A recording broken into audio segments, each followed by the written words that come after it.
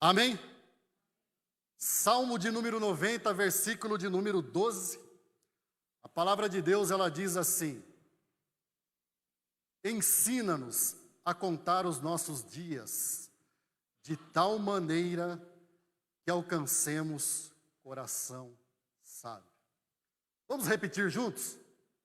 Ensina-nos a contar os nossos dias, de tal maneira que alcancemos coração sábio. Amém? Você quer um coração sábio? Então fica com os teus ouvidos atentos aí àquilo que Deus quer ministrar ao teu coração. O Salmo de número 90 provavelmente é o salmo do saltério mais antigo que existe. Esdras, que foi o responsável por fazer a compilação e a organização, sabe-se lá por qual razão ele colocou o salmo na 90ª posição. Mas este é o salmo mais antigo escrito. Porque ele foi escrito nada mais, nada menos do que por Moisés. E esse salmo ele foi escrito em conexão com o fracasso da nação de Israel, registrado lá em Números, capítulo de número 13 e de número 14. Quando aquele povo duvida da promessa de Deus, quando aquele povo coloca em xeque a promessa de Deus, de que eles subjugariam os povos que estavam em Canaã e que eles possuiriam a terra. Então esse salmo, que é o primeiro salmo, na verdade, escrito, o mais antigo dos salmos, ele tem essa conotação, ele é escrito nessa perspectiva. Nele nós encontramos um Moisés perplexo, um Moisés angustiado, que intercede, que busca a Deus, que invoca a Deus, pedindo a sua bênção para um povo que estava condenado a viver e a peregrinar 40 anos no deserto, sem propósito, sem objetivo, sem foco e sem rumo algum. Esse é o contexto em que foi escrito esse salmo.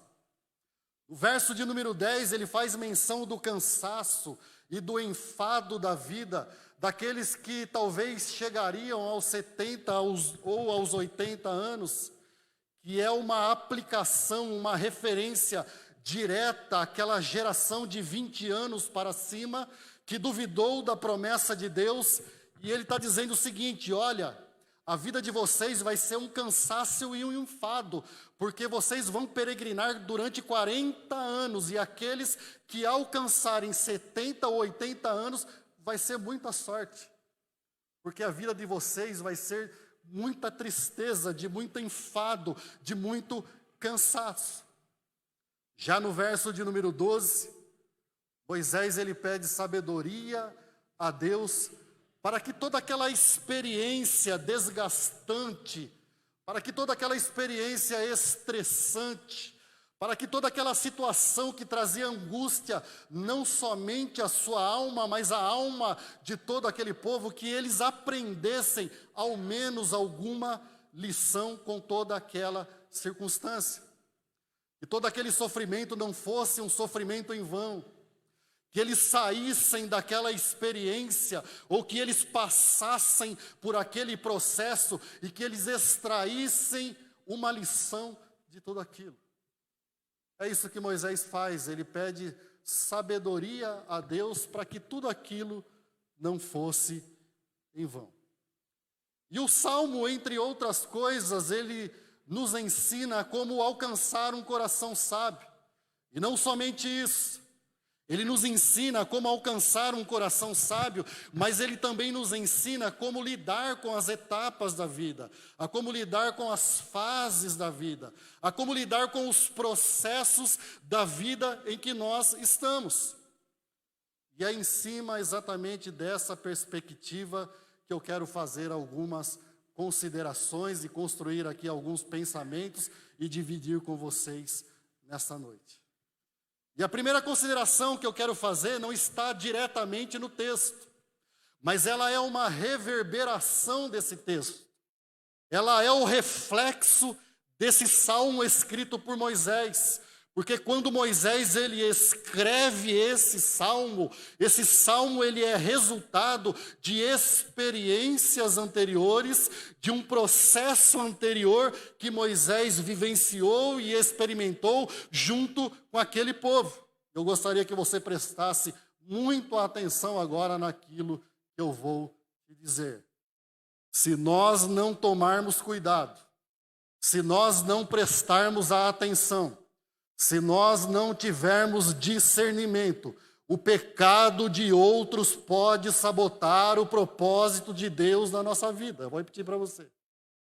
Se nós não tomarmos cuidado, o pecado de outros pode sabotar, pode interromper o propósito de Deus nas nossas vidas.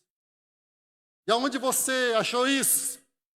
Em Números capítulo 20, vocês estão lembrados de Números capítulo 20? Quando o povo estava peregrinando pelo deserto, o povo estava com sede, e então o povo começa a reclamar, a murmurar contra Moisés e contra Arão. E então o Senhor presta atenção em toda aquela situação, e o Senhor dá uma orientação a Moisés e a Arão, para que eles se dirigissem até a rocha em Meribá, para que Moisés falasse, pronunciasse a rocha, e então a água sairia da rocha, saciando a sede daquele povo. Só que acontece algo inusitado. Acontece algo que não estava nos planos do próprio Deus. Acontece algo que não era a direção de Deus para Moisés e para Arão. E diz o texto que Moisés ele pega sua vara, o seu cajado, e num ato impensado, num ato sem ponderação, sem reflexão, num desequilíbrio emocional de Moisés, ele pega aquela vara e ele espanca a rocha, ao invés de pronunciar, de falar a rocha que desce água. E aqui começa o grande problema, porque agora não somente o povo de Israel estava fadado ao fracasso, não somente a nação de Israel estava condenada de 20 anos para cima a não entrar em Canaã, mas agora a coisa se complica, porque o próprio Moisés e o seu irmão Arão estão impedidos de entrar na terra prometida. Porque Moisés, ele perde o controle emocional, ele perde o equilíbrio, ele se zanga com o pecado do povo, ele se estressa com o pecado do povo, ele perde a paciência, ele fica impaciente com a impaciência do povo. A vontade de Moisés, irmão, era espancar um israelita. A vontade de Moisés era espancar um crente. Mas como ele não podia fazer isso, ele espanca a rocha. Ele desconta a sua ira, a sua raiva na rocha. Provérbios capítulo 16, verso de número 32, diz assim a palavra de Deus: melhor é o paciente do que o valente, o que domina o seu espírito, do que o que toma uma cidade. Melhor é aquele que pondera, melhor é aquele que reflete, melhor é aquele que pratica budismo gospel. Na hora do nervoso, na hora do estresse, na hora da raiva. E por que eu estou dizendo isso, irmãos? Porque não são poucas pessoas que têm sido interrompido o propósito de Deus na sua vida, porque no momento de estresse, de impaciência, de revolta, de indignação contra o pecado do outro, contra aquilo que o outro fez contra a sua vida, fez algo impensado. E permitiu que o seu coração fosse contaminado. Permitiu que o seu coração fosse tomado de amargura. Permitiu que o seu coração fosse tomado de raiva. Permitiu que a sua alma fosse tomada de impaciência. E nessa impaciência tomou decisões, fez escolhas que atrasaram o propósito de Deus na sua vida. Muitas pessoas, na hora da raiva, na hora do estresse, na hora da indignação contra aquilo que lhe fizeram, falaram, ou fizeram escolhas, ou tomaram atitudes impensadas, deixou com que o seu coração fosse contaminado por esse sentimento ruim. E um caminho que era relativamente curto se torna um caminho muito longo. Um processo que era relativamente simples de se chegar ao alvo e ao objetivo, torna-se um processo desgastante, estressante, comprido, provações, dificuldades, tribulações que não seriam necessárias passarem. Às vezes você tem se estressado com pessoas, e esse estresse tem roubado a paz de Deus do teu coração. Você está indignado com o pecado do outro, contra a tua vida, ou contra Deus que seja. Você não aceita, eu não aceito essa situação. Eu não admito essa situação. Então Moisés, ele age pela sua própria racionalização, pela sua própria razão, e ele faz com que o plano de Deus seja sabotado na sua vida. É isso que acontece às vezes.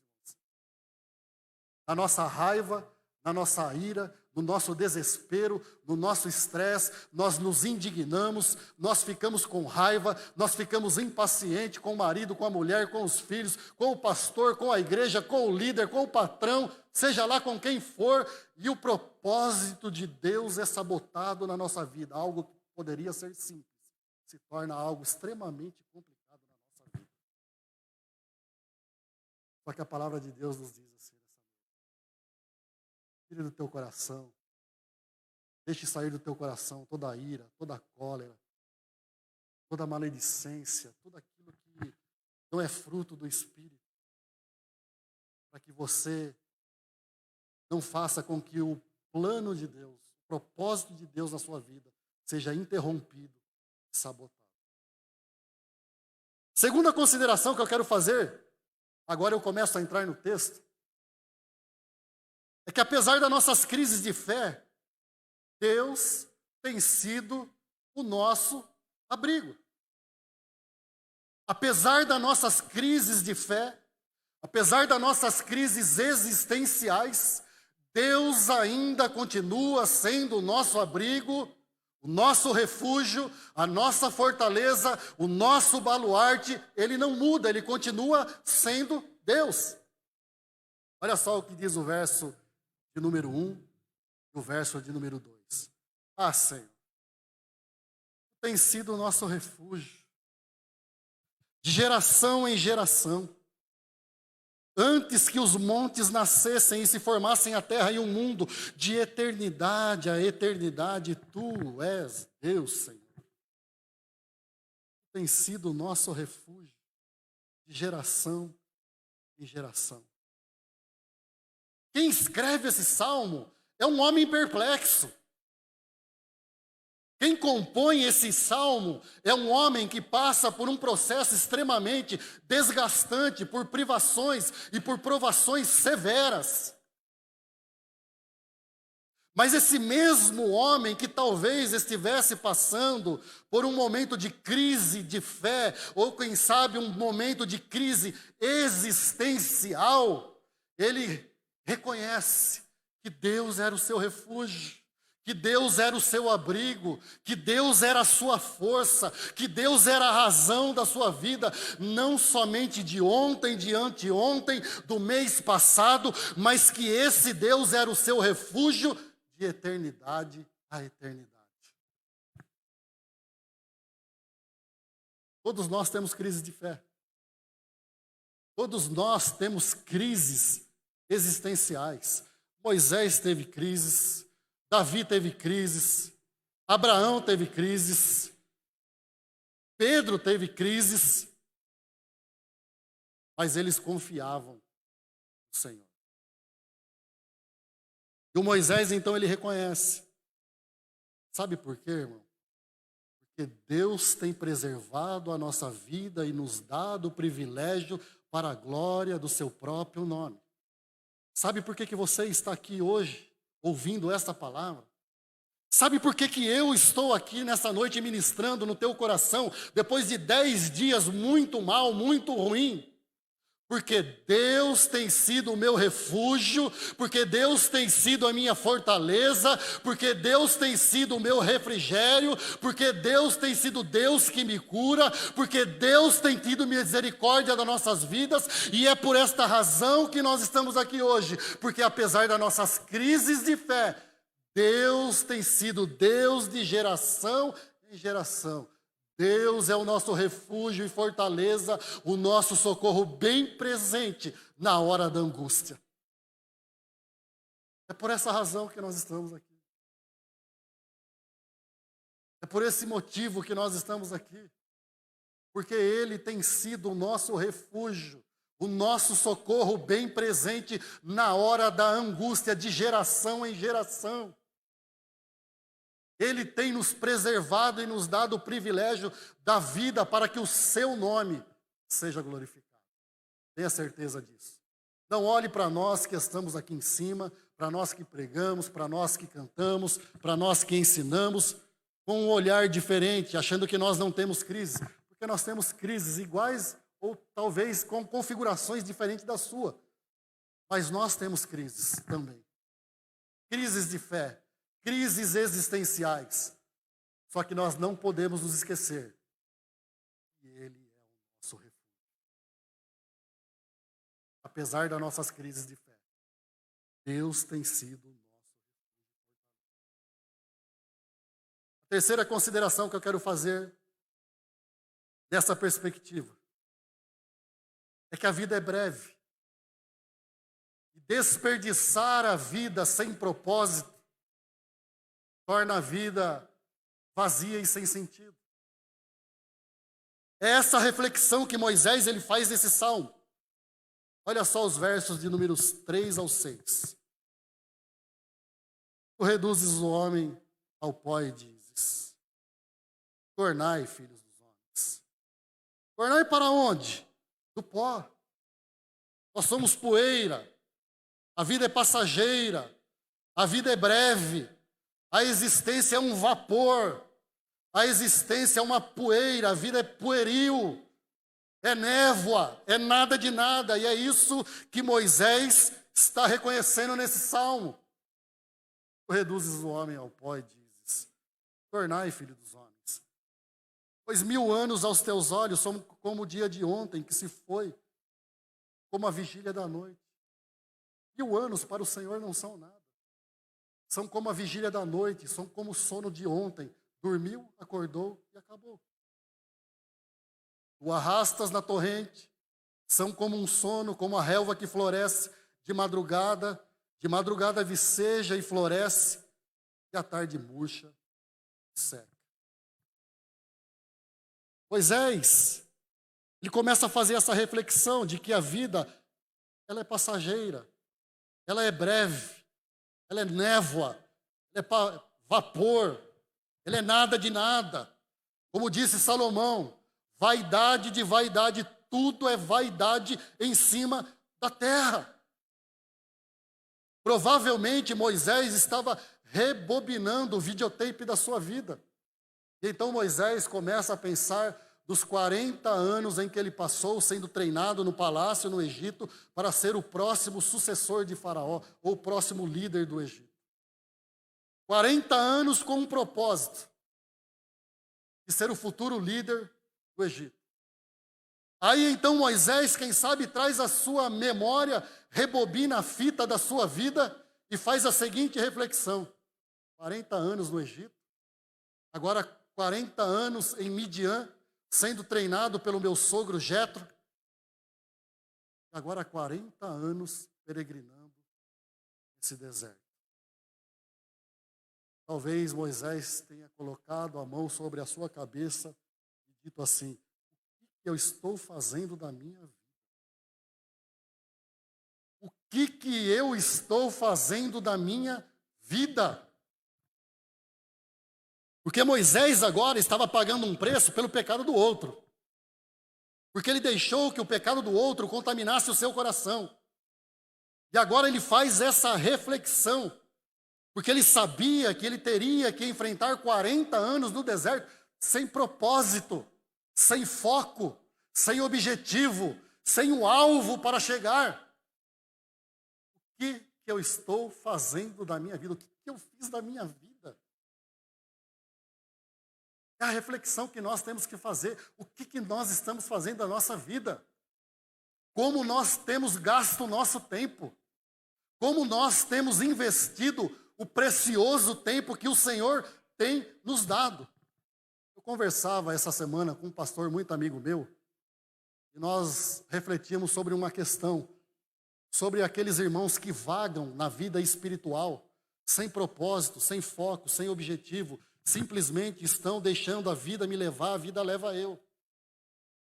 São irmãos, são crentes, sim, mas estão como The Walking Dead, estão como zumbis espirituais, estão peregrinando pela vida espiritual, pela sua experiência cristã, como zumbis. Não tem foco, não tem objetivo, não tem sonhos, não tem propósitos, não sabem o que querem e não sabem aonde desejam chegar. Viver a vida assim, irmãos, a vida é tão breve, a vida é tão curta. Viver a vida assim sem propósito, sem discernir, sem entender a nossa natureza, sem entender a nossa identidade e sem entender o propósito de Deus na nossa vida, é levar uma vida muito vazia, sem sentido, sem razão de ser. Nós precisamos descobrir o propósito de Deus para nossas vidas. Algumas semanas atrás, eu disse aqui, cada um de nós temos uma função no corpo de Cristo. Nenhum de nós estamos aqui à toa, irmãos. E eu propus para a igreja que estava presente naquele dia, que nós fizéssemos uma lição de casa, que nós lêssemos Romanos 12, 1 Coríntios 12 e Efésios 4. Que ali, nesses textos, nós descobriríamos o propósito de Deus para a nossa vida, o plano de Deus para a nossa vida, o sonho de Deus para nossas vidas. Sabe qual é o problema? Que às vezes nós estamos atrás daquilo que são a coqueluche dos dons espirituais e nos esquecemos de Romanos 12. E nós estamos atrás de um dom e o Senhor quer nos dar outro. Nós estamos atrás de um propósito, mas o Senhor tem outro propósito para a nossa vida. Nós precisamos descobrir o propósito de Deus para a nossa vida. Porque senão a nossa experiência cristã, a nossa experiência espiritual, a nossa peregrinação espiritual, ela vai ser vazia e sem sentido. Paulo disse assim, Filipenses capítulo 3, versos 13 e 14. Irmãos, quanto a mim, eu não julgo que o haja alcançado. Mas uma coisa faço, e é que, esquecendo-me das coisas que para trás ficam e avançando para as que estão diante de mim, eu prossigo para o alvo, pelo prêmio da soberana vocação de Deus em Cristo Jesus. Ou seja, Paulo reconhecia que ele não tinha chegado lá ainda, mas ele sabia que ele tinha um propósito. Paulo reconhecia que ele não tinha atingido ainda o seu objetivo, mas ele sabia, ele tinha convicção do propósito de Deus na sua vida, e por isso ele lutava, por isso ele brigava, por isso ele se esforçava.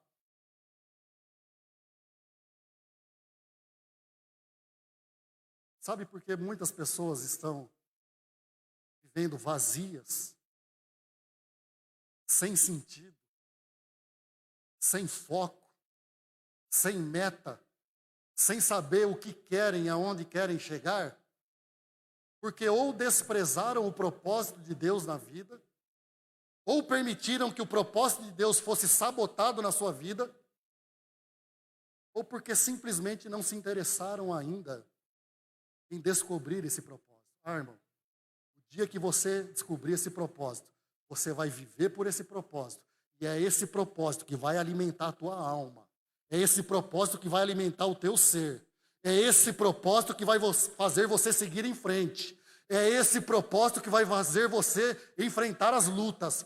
É esse propósito que não vai deixar com que você se abata com qualquer lutinha, com qualquer dorzinha de cabeça. É esse propósito que vai ser a razão da tua vida e que vai dar sentido para você viver e para você vencer na sua peregrinação espiritual. Então você tem que descobrir esse propósito. Ou então voltar, corrigir a rota, voltar a viver esse propósito. Porque muitos estão como zumbis espirituais, como The Walking Dead. Simplesmente vagando como zumbi pela vida espiritual, sem foco, sem meta, sem sonhos, sem propósito, sem saber onde quer chegar. Isso traz um vazio imenso na vida. Isso traz um vazio enorme dentro do ser. Porque quando não se conhece a identidade, a sua natureza e seu propósito, nós vivemos de qualquer jeito, qualquer coisa serve. Mas Deus tem o melhor dessa terra para nós. Tem um propósito para a sua vida. Deus quer usar a sua vida, irmão.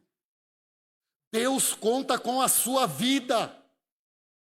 Deus está esperando que você descubra esse propósito e que você viva por esse propósito. Porque você tem uma função dentro do corpo de Cristo. Você só não descobriu. Eu te desafio de novo. Romanos 12, 1 Coríntios 12. Pula 1 Coríntios 12, vai. 1 Coríntios 12 é a coqueluche, né? Todo mundo quer falar em línguas, ter revelação, fazer profecia, ter palavra de sabedoria. Se concentra em Romanos 12 e Efésios 4. Se você não descobriu o propósito de Deus na sua vida nesses textos, nós estamos aqui dispostos a te ajudar, a orar com você, para que você descubra a sua função, a sua funcionalidade no corpo de Cristo. Deus quer usar a sua vida. Talvez você está correndo de Deus, abandonou o propósito de Deus na sua vida. Quem sabe você desistiu do propósito de Deus na sua vida. Quem sabe você deixou que seu coração fosse contaminado e o propósito de Deus sabotado e interrompido na sua vida. Mas Deus está te dizendo nesta noite, abra os seus ouvidos espirituais. Deixa o Espírito Santo ministrar na tua alma. Volta para o propósito. Volta para a rota. Volta para o foco. Porque Deus, Ele quer te usar, ou Deus ainda deseja usar a tua vida. Abra os teus ouvidos espirituais. A quarta consideração que eu quero fazer sobre esse texto. O peso da culpa não pode e não deve ser maior que o peso da graça. A experiência do peso da culpa não pode e não deve ser maior do que o peso da graça. Versículos 7 e 11, a palavra de Deus diz assim: pois somos consumidos pela tua ira e pelo teu furor conturbados. Moisés está fazendo a lição de casa. Moisés está refletindo sobre os seus erros aqui. Não somente sobre os seus erros, mas sobre os erros do povo também. Pois somos consumidos pela tua ira e pelo teu furor conturbados. Ah, Senhor, diante de ti puseste as nossas iniquidades. As nossas iniquidades estão diante de ti, Senhor. E sob a luz do teu rosto, os nossos pecados ocultos, até aquilo que nós achamos que o Senhor não conhece, o Senhor esfrega na nossa cara. Aquilo que nós achamos que está em oculto, está diante dos teus olhos, Senhor. Pois todos os nossos dias se passam na tua ira. Acabam-se os nossos anos como um breve pensamento. Os dias da nossa vida sobem a 70 anos ou, em havendo vigor, a 80. Neste caso, o melhor deles é canseira e enfado. Olha o que Moisés está dizendo aqui. Que o pecado, o erro, a falha, a incredulidade, a desconfiança, a crise daquele povo. Se ele chegasse a 70, 80 anos, era enfado, cansaço, o peso do pecado sobre a vida. O fardo do pecado sobre a vida. Porque tudo passa rapidamente e nós voamos. Quem conhece o poder da tua ira e a tua cólera, segundo o temor que te é devido? Aqui Moisés ele reflete sobre os seus próprios pecados e sobre o pecado daquele povo. Aqui Moisés ele faz o dever de casa. E eu não estou dizendo, irmão, que nós não devemos refletir, reconsiderar as consequências do pecado na nossa vida, quando eu digo que a experiência do peso da culpa não pode, não deve ser maior que o peso da graça. Não é nada disso. Porque nós não podemos relativizar e minimizar o peso e as consequências do pecado. Não é isso.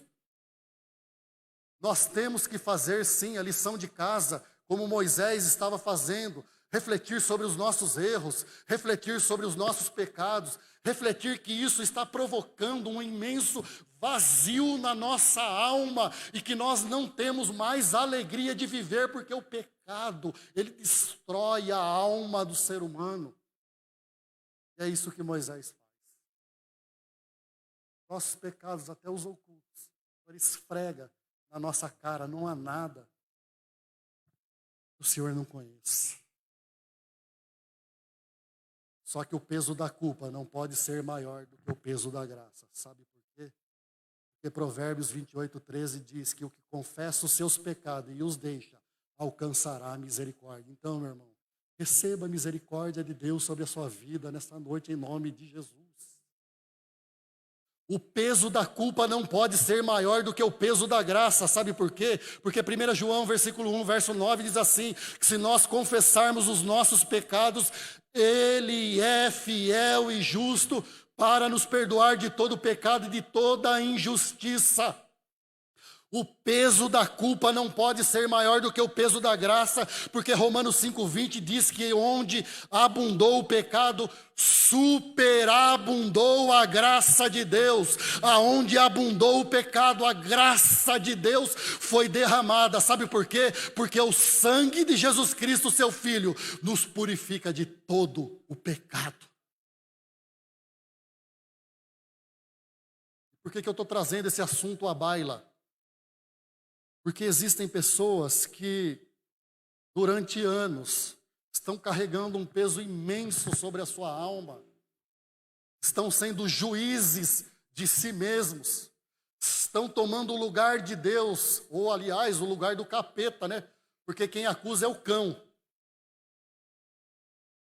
E não se sentem perdoados, justificados, não sentem, não recebem a misericórdia de Deus, estão carregando um fardo imenso, enorme na sua alma. Talvez você tenha entrado aqui nessa noite com esse fardo na sua alma. Você não se perdoa, você não recebe a misericórdia de Deus, você não recebe o perdão de Deus. Mas Jesus disse assim: venham a mim, todos vocês que estão cansados e sobrecarregados, porque eu vos aliviarei. Tomem sobre vocês o meu fardo e o meu jugo. Eles são leve e suave. Existem pessoas que têm uma habilidade imensa de rebobinar o videotape da sua vida e voltar lá no ano de 1994, às 17h15 da tarde, quando ele cometeu uma besteira muito grande, um erro muito grande, uma ofensa a Deus, uma ofensa às pessoas. E ele fica remoendo isso na sua mente, na sua alma, e não consegue receber o perdão de Deus. Ora, irmão, para de ser o seu juiz, porque o sangue de Jesus Cristo nos purifica de todo pecado e de toda injustiça. Saia daqui nesta noite livre, com a tua consciência pacificada. Saia daqui na certeza que Deus já te perdoou. Não seja você o seu acusador, porque é Ele quem nos justifica. Jesus, o nosso advogado junto ao Pai. Até quando você vai ficar se culpando? Até quando você vai ficar carregando esse peso da culpa? Até quando você vai carregar esse fardo sobre a sua alma.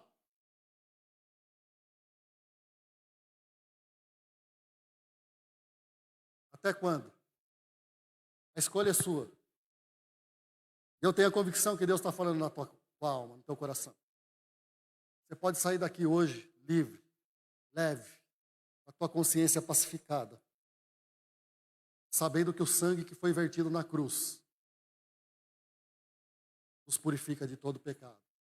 Porque lá na cruz ele disse, está consumado, está resolvido. O pecado do Franklin foi perdoado. O pecado do Almir foi perdoado. O pecado do Valmir foi perdoado. O pecado dessa igreja foi perdoado. Está consumado, está feito, está resolvido. Então, meu irmão, saia daqui nessa noite, pelo amor de Deus, com a tua consciência pacificada. Se depender de mim, de você, nós somos ruins. Eu dizia isso hoje de manhã aqui. Às vezes nós perguntamos para alguns irmãos se ele tem a certeza da salvação. E alguns irmãos assim ficam assim, meio que constrangidos, indecisos em falar, porque não conhecem a sua identidade, a sua natureza e seu propósito. Porque, irmãos, Romanos 3:23 diz que todos pecaram. O Franklin pecou, o Almir pecou, o Valmir pecou, a Márcia pecou. Todo mundo é pecador aqui, ninguém vale nada.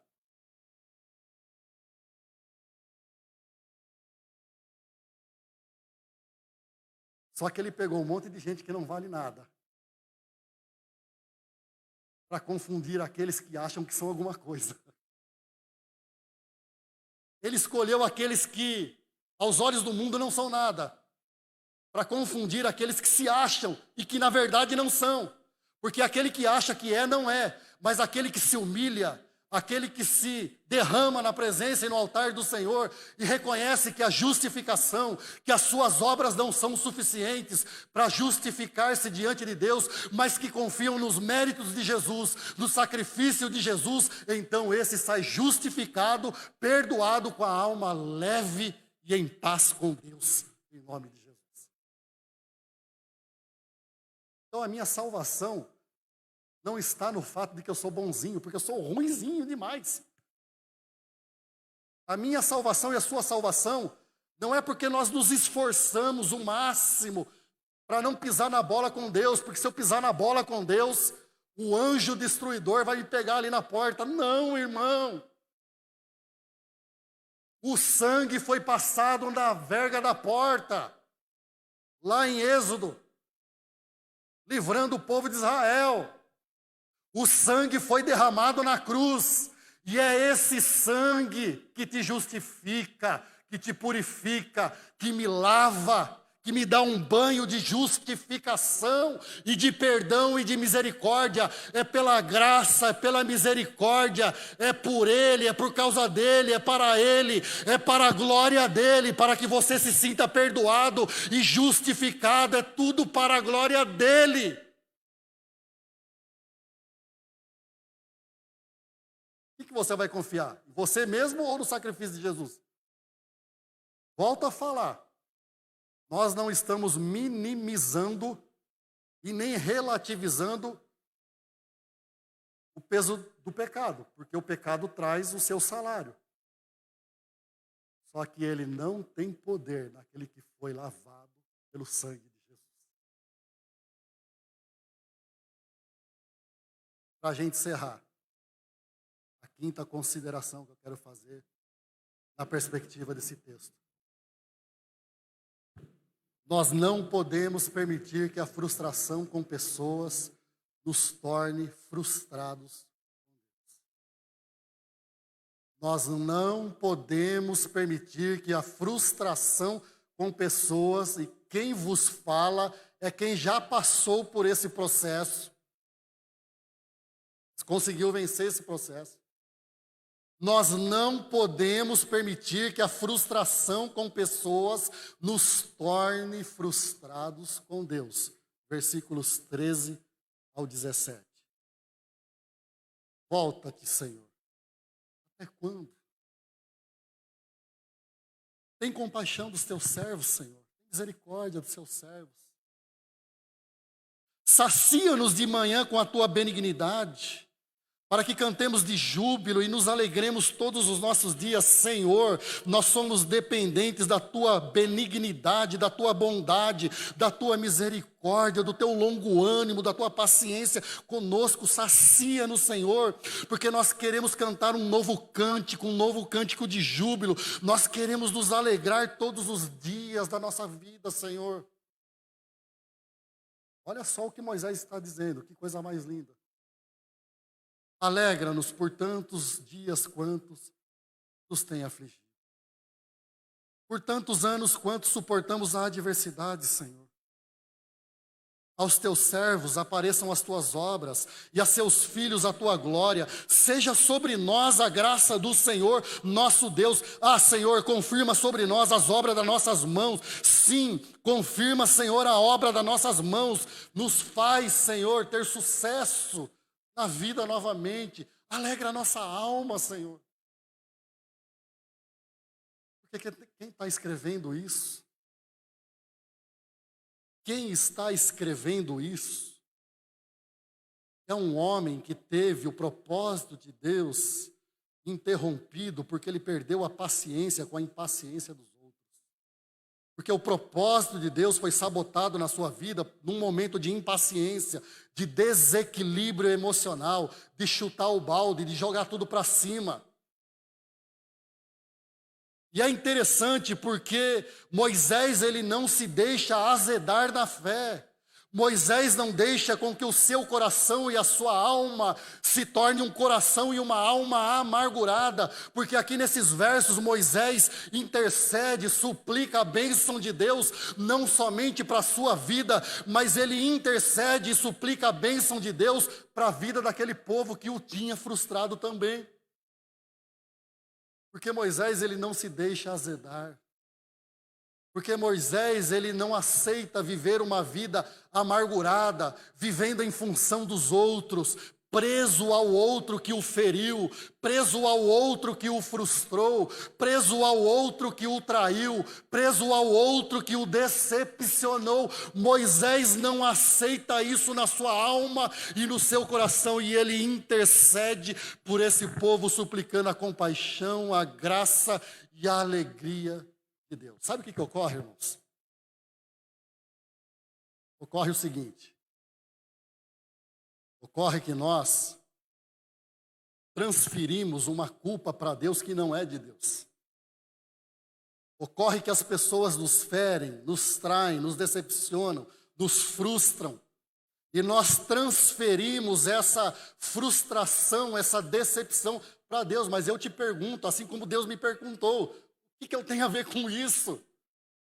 O que Deus tem a ver com isso? O que Deus tem a ver com quem te feriu? Aonde está a culpa de Deus por alguém que te decepcionou? Aonde está a culpa de Deus por alguém que te frustrou? Deus não é culpado. Deus é o nosso refúgio e fortaleza, o nosso socorro bem presente na hora da angústia. Ele é o nosso abrigo, Ele é a nossa força, Ele é o nosso renovo, Ele é o Deus da nossa alma de geração em geração. Ele não tem culpa, as pessoas são culpadas.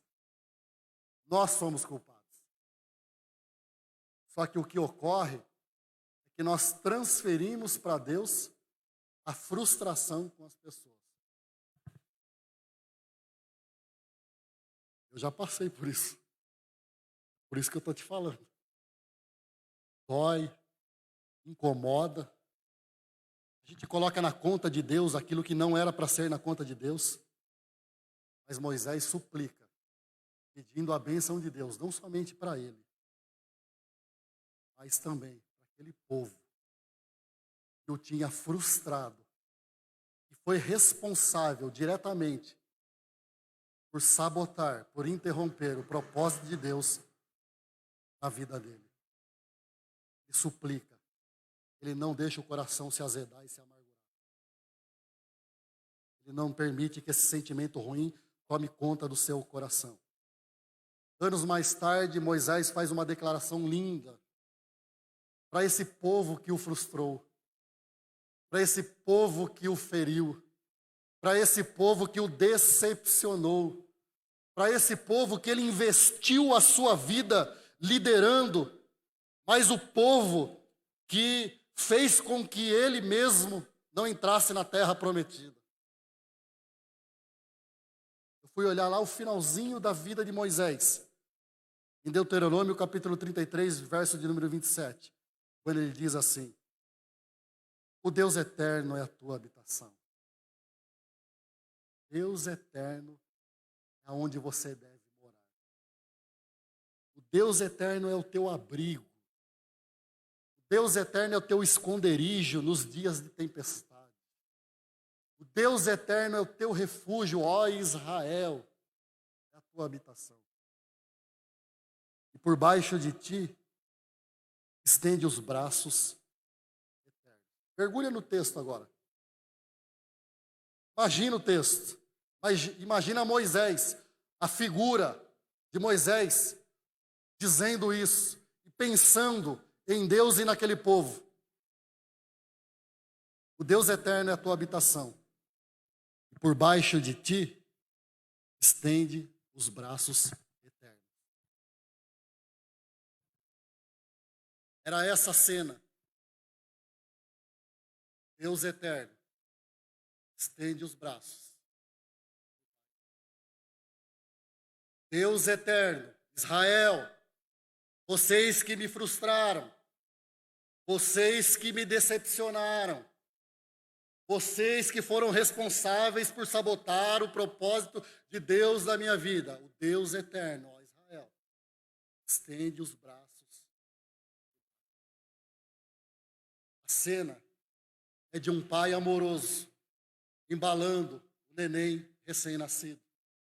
A cena é de um pai carinhoso, que sustenta, que apoia, que acolhe o filho recém-nascido com todo carinho, com todo zelo, com todo amor da sua alma.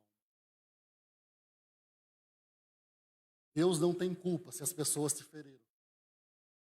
Deus não é o responsável se as pessoas te decepcionaram. Deus não é culpado se você permitiu que o teu coração fosse contaminado e o propósito de Deus fosse sabotado na sua vida. Deus não é culpado, mas ainda existe tempo. Para Moisés não teve, mas dá tempo ainda. Existe tempo hábil ainda, porque o Deus eterno estende os braços debaixo de ti como um pai amoroso, como um pai carinhoso, como um pai que acolhe o seu filho, como um pai que embala o seu filho com carinho e com ternura. É isso que Deus está te dizendo nessa noite. Você acha que tudo está perdido, mas não está perdido, porque Deus te segura no colo dele, meu irmão. Deus te segura no colo dele e ele está te dizendo: tem tempo ainda, não está tudo perdido. Não está tudo perdido, você ainda pode cumprir o propósito dele na tua vida. Então ouça, deixe o Espírito de Deus ministrar no teu coração. Foi esse tipo de fé que sustentou Moisés durante aqueles 40 anos no deserto. Porque Moisés poderia ter dito assim: esse povo me lascou, eles que se lasquem também. Esse povo me frustrou, eles que se virem. Eu não quero mais liderar ninguém. Eu já falei isso. Esse povo que se vire. Cada um que bata a cabeça e racha a cabeça. Esse povo me decepcionou muito. Cada cabeça a sua sentença, eles que se virem. Moisés não. Foi esse tipo de fé que sustentou Moisés durante 40 anos, sabendo que não entraria na terra prometida, em Canaã, nem ele, nem Arão, mas que fez Moisés continuar firme no seu propósito, liderando aquele povo e conduzindo aquele povo até Canaã, sabendo que não iria. Porque o compromisso de Moisés não era com homens, o compromisso de Moisés. Deus não tem culpa daquilo que te fizeram. Deus não tem culpa daquilo que te frustraram, que te feriram, que te amarguraram. Volte hoje para o propósito de Deus. Volte hoje para o plano de Deus para a sua vida, em nome de Jesus. Por gentileza, você